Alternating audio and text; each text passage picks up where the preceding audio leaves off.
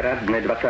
srpna 1968, kolem 23. hodiny, překročila vojska Sovětského svazu, Polské lidové republiky, Německé demokratické republiky, Maďarské lidové republiky a Bulharské lidové republiky státní hranice Československé socialistické republiky.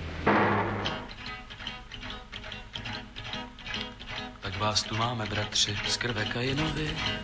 Po slové noci, která dozad bodá dýku, tak vás tu máme, bratři, v noci Stalinovi.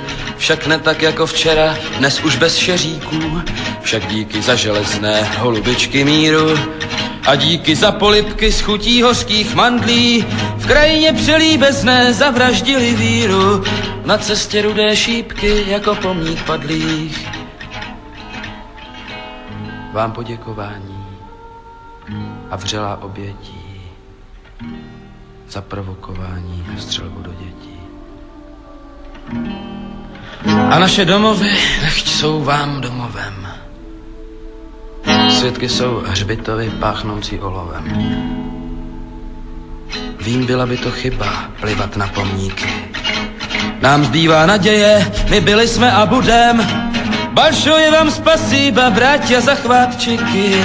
Спасибо большое, никогда не забудем, никогда не забудем.